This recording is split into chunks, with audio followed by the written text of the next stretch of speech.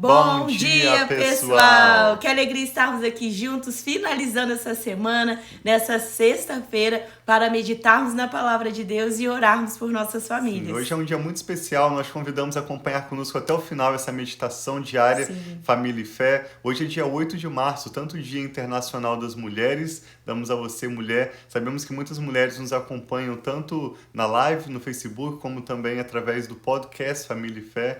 Feliz Dia Internacional das Mulheres. E hoje também é um dia muito especial para mim e para a Rafa, né? Para nossa família. Hoje é o nosso aniversário de casamento. Há 16 anos atrás, olha só, glória a Deus, eu e o Thiago estávamos nos casando e nós fizemos na quarta-feira, 20 anos que nós estamos juntos. Então, olha que bênção, né, meu amor? Começamos a namorar há 20 anos atrás, depois do nosso período de namoro e noivado, nos casamos, completando hoje 16 anos de casamento. Estamos muito felizes por poder orar juntamente com você, pela sua família, e hoje nós vamos também concluir a leitura do segundo livro de Reis. Nós começamos primeiro Reis lendo a história do rei Davi, depois ao final passando o seu reinado para Salomão. O reino de Israel é dividido, tendo em Judá, ali no sul de Israel, um governo que vai ser conduzido pela descendência de Davi, e no norte, em Israel, uma outra geração de reis que vai ser gerada a partir de...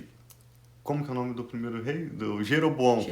Perdão, Jeroboão, filho de Nebate. Nós vamos ver que todos os reis do norte de Israel foram reis maus, que andaram fora dos caminhos do Senhor, trouxeram idolatria e todo tipo de coisa que é abominável aos olhos do Senhor. E nós lemos como aquelas tribos do norte foram levadas ao cativeiro na Síria.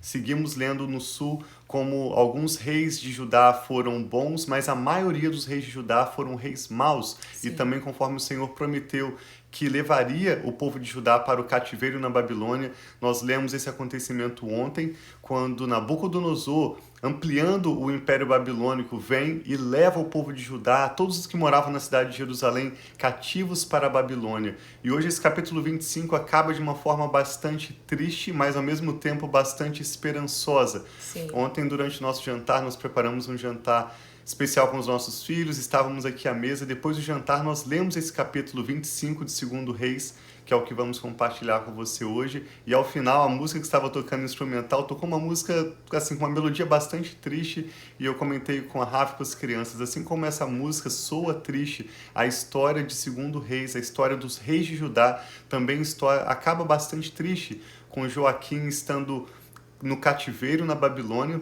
recebendo uma mesada do rei da Babilônia, vivendo numa situação verdadeiramente miserável. Mas a história do povo de Judá e da família de Joaquim não acaba ali. É o que nós convidamos a ver conosco hoje. Sim, e a esperança, sempre a esperança em Jesus. Essa é a mensagem que nós queremos trazer. Por mais que pareça tudo caindo aos pedaços, eles estavam no fundo do poço naquela situação, mas sempre há esperança. E nós vamos ver esse plano, depois quando nós começarmos a ler o nosso próximo livro, esse plano que Deus tinha de restaurar, de redimir o povo. Então vamos orar, agradecendo ao Senhor por mais uma conclusão de um livro. Nós estamos aqui, tantas pessoas também online conosco, mais uma conclusão de um livro, e que nós possamos receber ainda mais sabedoria do Senhor, discernimento, e que Deus fale aos nossos corações. Pai, muito obrigado por esse novo dia, por essa sexta-feira, que nós estamos com tantas celebrações, celebrando, Pai, assim como nós já compartilhamos nosso aniversário de casamento, mas também, Pai, celebrando mais um ciclo aqui, que nós estamos lendo, aprendendo mais de Ti, e que o Senhor possa continuar abrindo o nosso entendimento, abrindo, Pai, o conhecimento do Senhor, o que o Senhor tem a falar conosco. Então nós queremos dizer, Espírito Santo de Deus, tenha liberdade de falar conosco através dessa leitura, mesmo sendo uma leitura triste, que nós possamos encontrar esperança em Ti. Que o Senhor fale conosco, nós queremos ouvir a Tua voz, em nome de Jesus. Amém. Acompanhe conosco então a leitura de 2 Reis, capítulo 25, o último capítulo, concluindo a leitura dos reis de Judá. Fique conosco, é uma leitura curta, te convidamos a acompanhar até o final. Diz que então, no 9º ano do reinado de Zedequias, no 10º dia do 10º mês, Nabucodonosor, rei da Babilônia, marchou contra Jerusalém com todo o seu exército. Ele acampou em frente da cidade e construiu rampas de ataque ao redor dela. A cidade foi mantida sob cerco até o 11º ano do reinado de Zedequias. No 9º dia do 4º mês, a fome na cidade havia se tornado tão rigorosa que não havia nada para o povo comer. Então o muro da cidade foi rompido e todos os soldados fugiram de noite pela porta entre os 2 muros, próximos ao jardim do rei, embora os babilônios estivessem em torno da cidade. Fugiram na direção da Arabá, mas o exército babilônio perseguiu o rei e o alcançou nas planícies de Jericó. Todos os seus soldados o abandonaram e ele foi capturado. Foi levado ao rei da Babilônia em Ribla, onde pronunciaram a sua sentença contra ele. Aqui começa o fim tão triste da história de Joaquim. Eles executaram os filhos de Zedequias na frente dele, furaram seus olhos, prenderam-no com algemas de bronze e o levaram para a Babilônia. No 7º dia do 5º mês do 10º ano do reinado de Nabucodonosor, rei da Babilônia, Nabuzaradã, comandante da guarda imperial, conselheiro do rei da Babilônia, foi a Jerusalém. Incendiou o templo do Senhor, o palácio real, todas as casas de Jerusalém e todos os edifícios importantes. Então, eles chegaram lá destruindo tudo. Todo o exército babilônio que acompanhava Nabuzaradã derrubou os muros de Jerusalém, e ele levou para o exílio o povo que sobrou na cidade, os que passaram para o lado do rei da Babilônia e o restante da população. Mas o comandante deixou para trás alguns dos mais pobres do país, para trabalharem nas vinhas e nos campos. Nós estamos lendo então que não apenas os muros foram quebrados ao redor da cidade de Jerusalém, mas o templo do Senhor construído por Salomão, o palácio real e as edificações mais importantes foram destruídas. Os únicos mais pobres que ficaram foram aqueles que ficaram como escravos para trabalhar nas vinhas e produzir riqueza para o Império Babilônico. Olha que situação! Diz no verso 13 que os babilônios destruíram aquelas colunas de bronze, os suportes e o tanque de bronze que estavam no templo do Senhor, e levaram o bronze para a Babilônia. Também levaram as panelas, as pás, os cortadores de pavio, as vasilhas e todos os utensílios de bronze utilizados no serviço do templo. O comandante da guarda imperial levou os incensários e as bacias de aspersão, tudo que era feito de ouro puro e de prata. As 2 colunas, o tanque e os suportes que Salomão fizera para o templo do Senhor eram mais do que podiam ser pesados. Cada coluna tinha 8 metros e 10 centímetros de altura. O capitel de bronze no alto de cada coluna tinha 1 metro e 35 centímetros de altura e era decorado com uma fileira de romãs de bronze ao redor. O comandante da guarda levou como prisioneiros o sumo sacerdote Seraías, Sofonias, o segundo sacerdote, e os 3 guardas da porta. Dos que ainda estavam na cidade, ele levou o oficial responsável pelos homens de combate e 5 conselheiros reais. Também levou o secretário, principal líder responsável pelo alistamento militar do país, e 60 homens do povo. O comandante Nebuzaradã levou todos ao rei da Babilônia em Ribla, e lá em Ribla, na terra de Amate, o rei mandou executá-los. Assim Judá foi para o exílio, para longe da sua terra.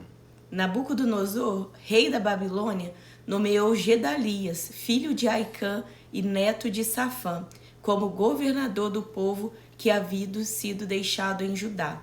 Quando Ismael, filho de Netanias, Joanã, filho de Careá, Seraías, filho do Netofatita, Tanumete, e Jazanias, filho de Maacatita, todos os líderes do exército souberam que o rei da Babilônia havia nomeado Gedalias como governador. Eles e os seus soldados foram falar com Gedalias em Mispá. Gedalias fez um juramento a esses líderes e os seus soldados, dizendo: não tenham medo dos oficiais babilônios. Estabeleçam-se nesta terra e sirvam o rei da Babilônia, e tudo lhes irá bem. Mas no 7º mês, Ismael, filho de Netanias e neto de Elisama, que tinha sangue real, foi com 10 homens e assassinou Gedalias e os judeus e os babilônios que estavam com ele em Mispá. Então todo o povo, desde as crianças até os mais velhos, inclusive os líderes do exército, fugiram para o Egito, lado oposto à Babilônia, pois estavam com medo dos babilônios. No 37º ano do exílio de Joaquim, rei de Judá, no ano em que Merodach se tornou rei da Babilônia, ele tirou Joaquim da prisão, no 27º dia do 12º mês. Ele tratou com bondade e deu-lhe lugar mais honrado entre os outros reis que estavam com ele na Babilônia. Assim, Joaquim deixou suas vestes de prisão, pelo resto de sua vida comeu à mesa do rei. E diariamente, enquanto viveu, Joaquim recebeu pensão do rei. Então Joaquim estava preso e esse novo rei que veio para a Babilônia o tirou da prisão e colocou em seu palácio para comer com ele. Sim, né, o texto conclui então esse livro mostrando que esse novo rei da Babilônia tratou Joaquim com bondade e com honra maior do que os outros reis que estavam no Império Babilônio. Que honra foi essa? Que bondade foi essa? Joaquim estava numa terra distante, fora da prometida Jerusalém, comendo na mesa de um rei ímpio, idólatra, e recebendo mesada, um suporte financeiro de um povo estranho que estava, na verdade, oprimindo o povo de Judá. É um final de uma história tão triste, mas assim como mostra que essa bondade, essa honra que o rei da Babilônia pôde dar a Joaquim era algo tão ínfimo, algo tão ridículo, na verdade, uma situação miserável que Joaquim estava passando. A bondade de Deus para com o povo de Judá e a sua honra ainda estava por vir. Esse é o final do 2º livro de Reis, mas não é o final da história do povo de Judá. As promessas de Deus feitas a Davi, de que não faltaria dos seus descendentes um rei sobre o trono, é o que nós vamos ver a partir da próxima leitura. Nós vamos estar lendo os livros dos profetas, a partir de agora que concluímos a leitura dos reis. E nós vamos ver como aquela promessa feita a Davi se cumpre, ela é anunciada com várias profecias. Sim. Todas elas se cumprem na pessoa de Jesus. Isso também confirma a promessa e cumpre a aliança de Deus com Abraão, Isaque e Jacó, os patriarcas do povo de Israel, de que através da descendência de Abraão, Isaque e Jacó, Deus abençoaria famílias de todas as nações da terra. Eu e a Rafa já fizemos aqui na live com vocês e estão disponíveis no nosso canal no YouTube ou no podcast Família e Fé a leitura dos Salmos, também dos livros de Provérbios, de Eclesiastes, que são chamados livros poéticos. Então, o que nós vamos fazer agora de forma um pouco mais cronológica do que a forma como os livros estão dispostos Bíblia, por ordem na Bíblia hoje que você tem, nós vamos avançar agora de 1º e 2º Reis, pulando a leitura de Crônicas, que repete bastante do que nós acabamos de ver, pulando os livros poéticos que nós já lemos com vocês, e vamos começar Isaías, nas leitura dos profetas. Vamos ver as profecias sobre Jesus, o que daquilo se aplica à nossa vida hoje e como nossa família pode se apropriar das boas promessas, da bondade e da honra, que não é alguém como a Babilônia, alguém como esse mundo tem a nos oferecer, mas as melhores promessas que Deus tem para nós e para as nossas famílias. Então, nós convidamos a se planejar para acompanhar conosco. Nós vamos começar a leitura do profeta Isaías, conhecido como profeta messiânico, que viveu nesse mesmo contexto, quando o povo foi para a Babilônia. Vários personagens bíblicos, como também Daniel, Jeremias, o profeta Isaías viveu nesse contexto histórico que nós estamos lendo. Então, vamos seguir com a leitura do livro de Isaías, para ver um pouco mais ainda sobre a história do povo de Judá, o que acontece ali no exílio, quais são as promessas de Deus, tanto em relação àquele momento em que eles passavam, como em relação à vinda de Jesus e a nós que hoje desfrutamos das bênçãos consequentes do ministério de Jesus. Sim, então nós estamos super animados para começar essa leitura de Isaías com todos vocês. Se você conhece alguém que gostaria de fazer também, convide para estar conosco fazendo essa leitura. E semana que vem, que seria o início da leitura de Isaías, nós vamos ter um break aqui, nós estaremos viajando.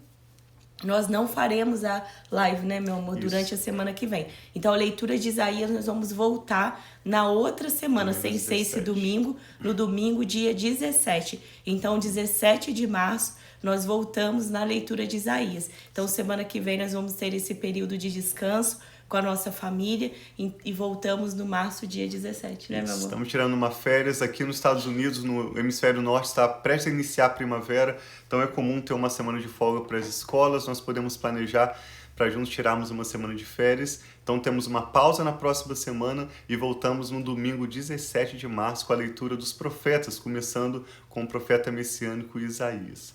Que o Espírito Santo está falando ao seu coração. Vamos orar juntos? Sim, eu vi aqui que está a pastora Diná, meu sogro, com certeza.